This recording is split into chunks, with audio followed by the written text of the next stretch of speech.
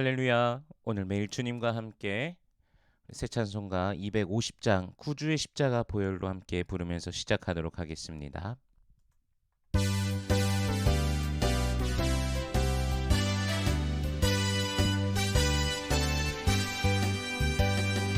구주의 십자가 보혈로 내 씻음 받기를 원하네. 내 죄를 씻으신 주 이름 찬송합시다. 찬송합시다. 찬송합시다. 내 죄를 씻으신 주 이름 찬송합시다. 죄악을 속하여 주신 주 내 속에 들어와 계시네. 십자가 앞에서 주 이름 찬송합시다. 찬송합시다. 찬송합시다.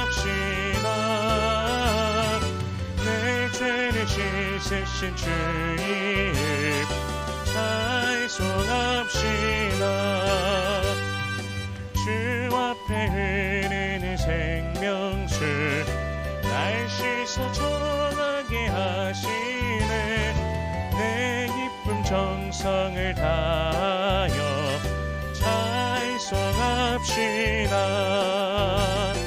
찬송합시다. 찬송합시다. 내 죄를 씻으신 주 이름 찬송합시다.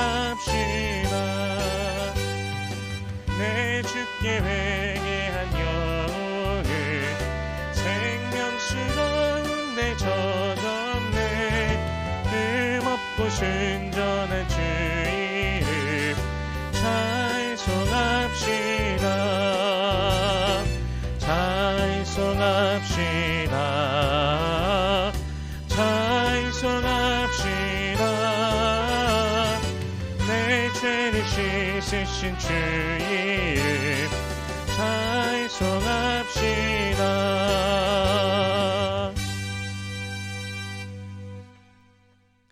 아멘. 오늘 매일 주님과 함께 나눌 말씀은 사사기 14장 1절에서 20절까지의 말씀입니다. 봉독은 1절에서 4절까지의 말씀을 봉독하도록 하겠습니다.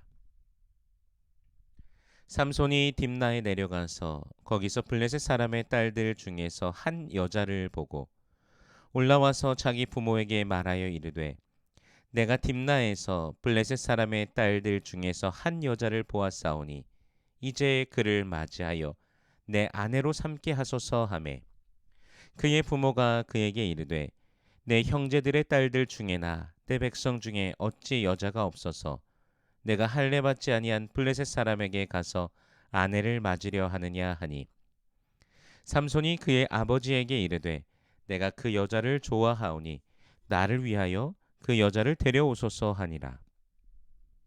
그때 블레셋 사람이 이스라엘을 다스린 까닭에 삼손이 틈을 타서 블레셋 사람을 치려 함이었으나 그의 부모는 이 일이 여호와께로부터 나온 것인 줄은 알지 못하였더라.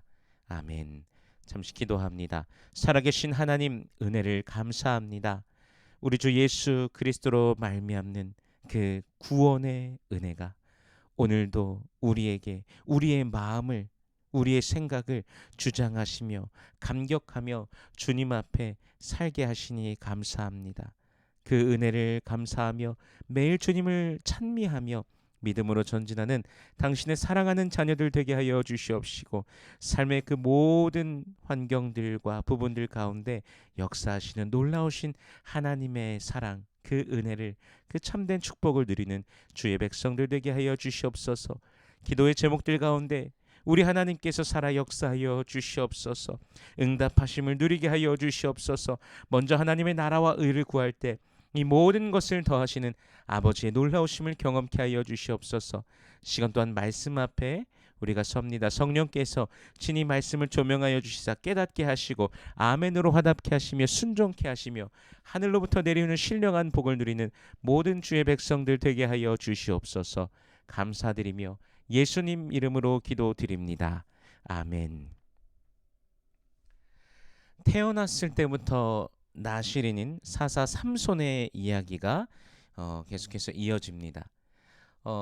그의 어린 시절에 대한 자세한 이야기는 진술되지 않고 아주 간략하게 13장 24절에서 아이가 자라매 여호와께서 그에게 복을 주시더니 라고 하셨고, 그리고 25절에서 여호와의 영이 그를 움직이기 시작하셨더라 라고 말씀하시면서 이제 13장이 마무리되고 14장으로 이어지게 됩니다. 그런데 시작하자마자 삼손이 블레셋 사람의 딸들 중 한 여인을 아내로 삼기 원한다는 내용이 시작됩니다. 하지만 율법에 따르면요, 하나님께서는 이방인과의 혼인을 금지하셨습니다. 특히나 나실인으로서 교육받고 자라온 삼손이 이러한 선택을 한다는 것은 사실 상상하기 어려운 일입니다. 그래서 그의 부모는 이렇게 말합니다. 3절 말씀에 보니까요. 그의 부모가 그에게 이르되 내 형제들의 딸들 중에나 내 백성 중에 어찌 여자가 없어서 내가 할례 받지 아니한 블레셋 사람에게 가서 아내를 맞으려 하느냐 하니, 삼손이 그의 아버지에게 이르되 내가 그 여자를 좋아하오니 나를 위하여 그 여자를 데려오소서 하니라. 아멘. 그럼에도 불구하고 삼손은 아버지에게 계속해서 청하고 있는 것이죠. 같은 민족들 가운데 여자가 없어서 왜 할례 받지 아니한 블레셋 사람에게 가서 아내를 취하려고 맞이하려고 하느냐. 근데 삼손은 그 여자를 좋아하니까 나를 위하여서 그 여자를 꼭 데려와 달라라고 그렇게 말하고 있는 것이죠. 5절에서 삼손이 그의 부모와 함께 이제 딥나에 내려갔다고 하며 결국 블레셋의 여인과 혼인을 시키러 가는 장면을 보게 됩니다. 여호와께서 금하신 것을 하러 내려가는 장면이 이제 이어지는 것이죠. 5절과 6절에 보니까요. 삼손이 그의 부모와 함께 딥나에 내려가 딥나의 포도원에 이른즉 젊은 사자가 그를 보고 소리 지르는지라. 여호와의 영이 삼손에게 강하게 임하니 그가 손에 아무것도 없이 그 사자를 염소 새끼를 찢는 것 같이 찢었으나 그는 자기가 행한 일을 부모에게 알리지 아니하였더라. 아멘.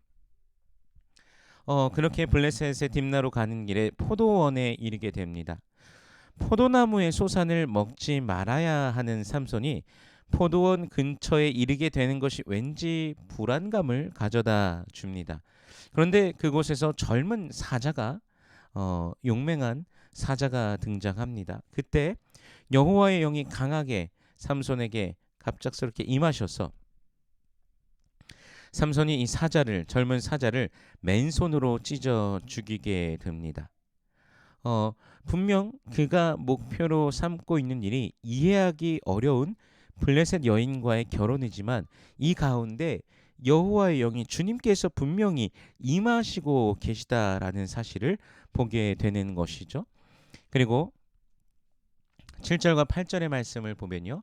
그가 내려가서 그 여자와 말하니 그 여자가 삼손의 눈에 들었더라. 얼마 후에 삼손이 그 여자를 맞이하려고 다시 가다가 돌이켜 그 사자의 주검을 본즉 사자의 몸에 벌떼와 꿀이 있는지라. 아멘. 가던 길을 목적했던 그 길을 계속해서 그 여인을 만나고 삼손의 마음에 힘이 들게 됩니다. 얼마 후에 아내로 맞이하기 위한 그 결혼을 하고자 다시 그 블레셋으로 갑니다. 근데 가는 길에 전에 삼손이 그 맨손으로 죽였던 사자의 주검을 보는데 벌떼와 꿀이 있습니다. 손으로 그 꿀을 떠서 가면서 먹고 부모에게도 드립니다. 사실 전문 양봉업자도 아니고 어떻게 삼손이 그렇게 꿀을 손으로 떠갈 수 있었을까요? 여기에도 분명 하나님의 힘이 숨겨져 있음을 생각해 보게 됩니다. 그래서 10절 말씀을 보면요. 삼손의 아버지가 여자에게로 내려가매 삼손이 거기서 잔치를 베풀었으니 청년들은 이렇게 행하는 풍속이 있음이더라. 이제 삼손의 결혼 잔치가 시작됩니다. 또 잔치를 베풀고 또 블레셋의 풍속에 따라서 7일간 잔치를 하게 되는데 함께 그때 어울리게 된 블레셋 사람이 있는데요. 그 30명에게 친구들에게 베옷 30벌과 겉옷 30벌을 건 이제 내기를 건 것이죠. 그렇게 한 수수께끼가 시작되는데요. 답을 맞추면 삼손이 그들이 답을 맞추면 삼손이 이것을 베옷 30벌, 겉옷 30벌을 주어야 되고 그들이 정답을 맞추지 못하면 그 친구들이 삼손에게 이 베옷 30벌, 겉옷 30벌을 주는 것입니다. 이제 그 수수께끼가 무엇인가? 14절에 나옵니다. 삼손이 그들에게 이르되 먹는 자에게서 먹는 것이 나오고 강한 자에게서 단 것이 나왔느니라 하니라. 그들이 사흘이 되도록 수수께끼를 풀지 못하였더라. 이 사자에 대한 수수께끼죠. 자신이 그렇게 블레셋의 딥나로 오는 길에 만났던 그 젊은 사자, 그리고 그 젊은 사자의 주검에서 그 꿀이 있었던 것을 그렇게 수수께끼로 낸 것입니다. 부모님에게도 말하지 않았기 때문에 자신 외에는 아무도 답을 알 수 없는 그런 수수께끼인 것이죠. 15절에요. 일곱째 날에 이르러 그들이 삼손의 아내에게 이르되 너는 내 남편을 깨어 그 수수께끼를 우리에게 알려달라 하라. 그렇지 아니하면 너와 내 아버지의 집을 불사르리라. 너희가 우리의 소유를 빼앗고자 하여 우리를 청한 것이 아니냐. 그렇지 아니하냐 하니 블레셋 사람들은요. 삼손의 아내를 이제 협박합니다. 그렇게 협박하여서 답을 알아내려고 하고 있습니다. 그렇지 않는다면 너와 내 아버지의 집을 불사르겠다고 하면서 상당한 위협을 가하고 있는 것이죠. 그래서 삼손의 아내가 울면서 당신이 나를 사랑하지 않는군요. 삼손에게 말하고 있습니다.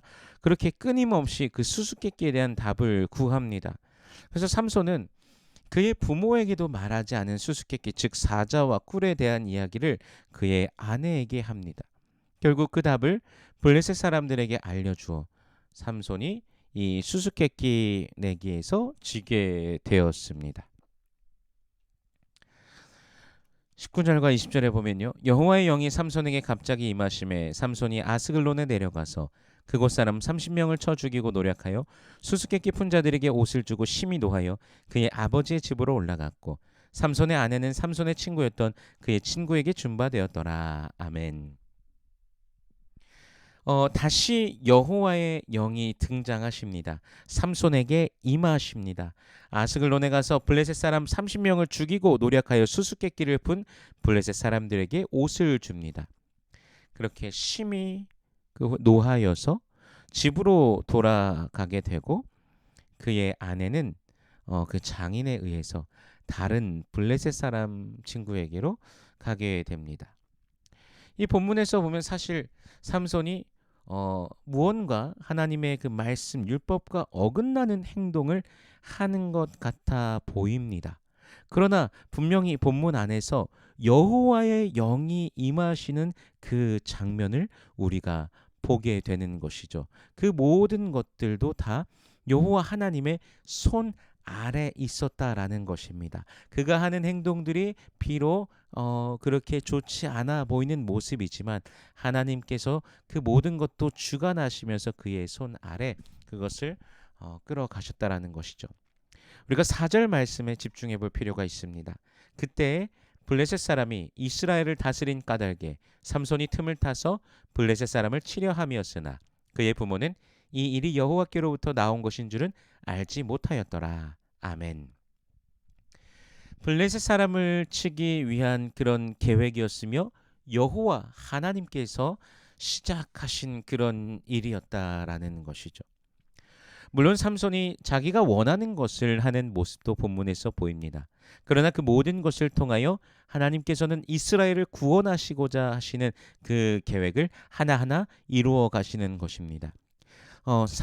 인간의 심각한 부족함이 있을지라도 하나님께서는 그 백성을 사랑하시고 택하신 자를 사랑하시고 그분의 뜻을 우리를 통하여 이루어 가신다라는 사실이죠.